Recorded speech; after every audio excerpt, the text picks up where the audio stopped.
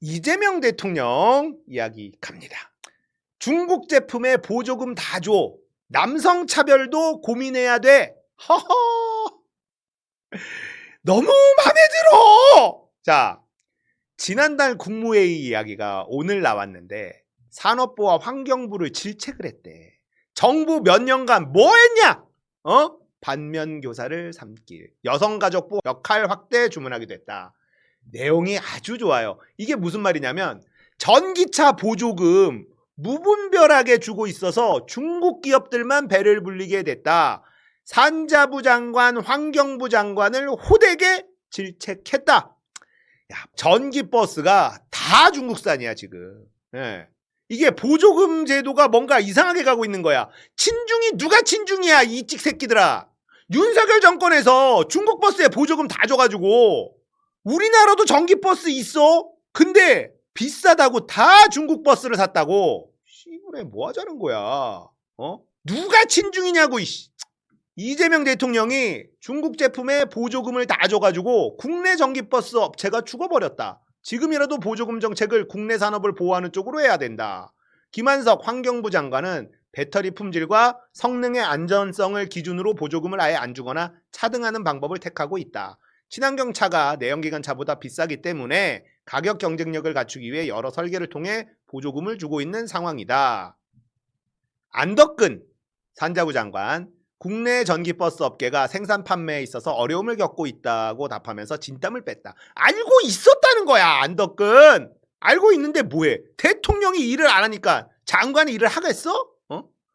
이재명 대통령이 정부에서 당연히 인식했을 텐데 몇 년 동안 조정을 안 하고 있었던 것은 이해가 안 된다. 안덕근 뭐 했어? 윤석열이 놀더라도 너는 이랬어야지. 아니 알고 있었네? 국내 전기버스 업계가 생산 판매 어려움을 겪고 있다는 걸 알고 있었네? 뭐 했니 너? 이런 얘기를 했다는 겁니다. 문제가 있으면 관련 부처들끼리 모여서 토론을 하고 결판을 내야 하는데 몇 년 동안 아무 말도 안 하고 살았던 건 아닌가 생각된다. 이것을 반면교사 삼아서 다시는 이런 일이 있어서는 안 될 것이다. 야, 지금 중국 버스가 정말 많거든요. 문제는요, 중국 버스가 싸지. 예, 한국 버스, 현대 전기버스보다 한 1억 정도, 1억에서 1억 5천 싸대요. 엄청나게 큰 돈이지. 근데 이 내구도가 보장이 안 되고 AS도 문제가 있고 이래서 문제 생길 가능성이 높단 말이죠.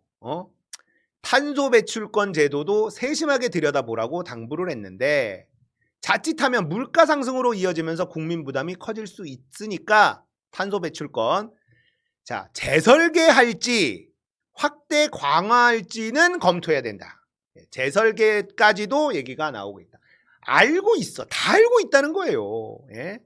자, 여가부를 상대로는 남성 역차별 문제를 짚어보라는 주문도 했다. 자, 여가부에 남성이 차별받는 부분에 대한 업무를 담당하는 부서가 있냐? 야, 이거 진짜 핵심을 찌르는 질문이죠. 여가부에서는 따로 부서를 두고 있지 않다고 하자 대책 마련을 요구했다. 이재명 정부에서 여가부를 성평등 가족부로 확대 개편하겠다고 약속했던 만큼 대책을 점검하라. 자, 이재명 대통령은 10대에서 30대 초반 공무원 시험 등에서 남성이 밀리고 있는 데다가 군 복무로 인해 경쟁에서 탈락한다는 생각을 가진 남성이 많다고 지적했다. 맞아요. 이런 부분이 분명히 있습니다. 네, 분명히 있어. 군대를 갔다 오면 우리는 그만큼 희생을 했는데 이건 역차별이다라는 거예요. 공부할 시간을 뺏겼잖아. 근데 여자들은 공부할 시간을 벌었잖아. 이게 뭐냐? 예, 이런 얘기 충분히 할 수 있죠. 예, 이건 역차별이에요. 예, 군대에서 희생한 시간에 대한 보상을 확실히 해주든지 아니면 다른 무언가를 주든지 해야 되는 겁니다. 예, 그것도 아니고 필요할 때는 군대에 불러다가 값싼 노동력으로 써먹다가 수해 입으면 복구 작업에나 동원하고 그러다가 체해병 사망하고 뭡니까 이게? 근데 그 사망한 것도 제대로 밝히지도 못하게 하고 이러니까 남자들이 열 봐도 안 봐도 군 가산점 해봐 그 얼마나 된다고. 여성 가산점은 졸라 많아요. 그러니까 이거 바로잡는 거 어렵지 않습니다. 그리고 징징거리는 여자들 소수야, 소수. 대다수의 여자들은요, 페미들도 아니고 그렇게 거품 물고 징징대지도 않아요. 사회의 기회 총량이 부족하다 보니 그런 일도 격화된다. 남성들이 특정 영역에서 차별받는다고 느끼고 있는 영역이 있는데 거기에 대한 논의를 공식적으로 어디에서도 안 하고 있다. 야, 좋아. 확실하죠. 이건 진짜 해야 되는 일입니다. 세상이 바뀌었어. 자, 여성가족부를 만들 때만 해도 여성의 차별 분명히 존재했습니다. 그걸 남성들도 다 인정을 했어요. 근데 80년대생들만 하더라도요, 차별을 못 느꼈어, 남자애들이. 아니, 무슨 내가 대접을 받아. 안 그렇습니까? 네. 그러니까 뭐 82년 김지영인가 87년 김지영인가 뭐 그 소설이 있었잖아요.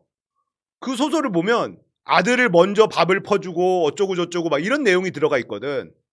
80년대 태어난 애들이 그런 취급을 받는다고? 없어!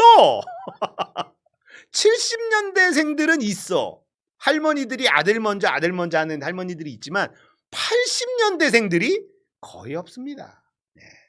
할머니라면 뭐 그럴 수 있다라고 하지만 엄청나게 부풀려져 있어. 그 82년생 김지영이라는 소설은.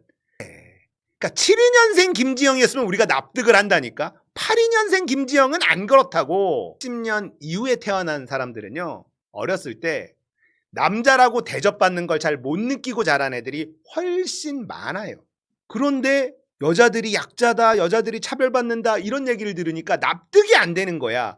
문제는 정책을 내는 사람들은 60년대생, 50년대생들이었단 말이에요. 그 남자들은요, 여자들이 그래 손해 좀 봤지, 이런 부채의식을 가지고 있는 사람들입니다. 네. 그런 사람들이 정책을 내, 그러지 말아야 되는데 세상이 바뀌었는데 말이죠. 네. 이재명 대통령이 남성들이 차별받는다고 느끼고 있는 영역, 이거 들여다봐야 된다. 얼마나 좋습니까? 얼마나 좋아요. 일 잘하죠. 불법 사금융 철퇴, 반사회적 대부계약 원금 이자 완전 무효. 진짜 잘합니다. 잘해. 초고금리 불법 추심 전면 무효. 대부업법 시행령 개정안 국무회의 통과. 최고 징역 10년, 벌금 5억 원 상향해서 불법 대부 유인 차단. 네, 좋아요. 자, 대부 계약 효력 제한 관련 판단 절차도인데요. 불법 대부 계약으로 의심되는 경우 1단계 연 이자율이 60% 초과하는지, 예, 원금 이자 모두 무효. 와, 60% 이사로 내가 빌렸다? 원금도 안 갚아도 돼. 이건 반사회적 불법 대부 계약인지 성적 촬영물, 신체 포기, 장기 기증 요구 등 이런 게 있다? 그러면 원금 이자 모두 무효. 3단계 채권자가 불법 사금융업자인지 등록 대부업체가 아닌 불법이면 이자 약정 다 무효. 네. 이자 약정 무효라는 건 이제 원금만 갚으면 된다라고 볼 수도 있을 것 같고, 취소할 수 있는 대부 계약이냐? 계약 취소가 가능하다. 연 이자율이 20% 초과하냐? 그러면 20% 초과분 무효. 좋다. 좋아. 좋아.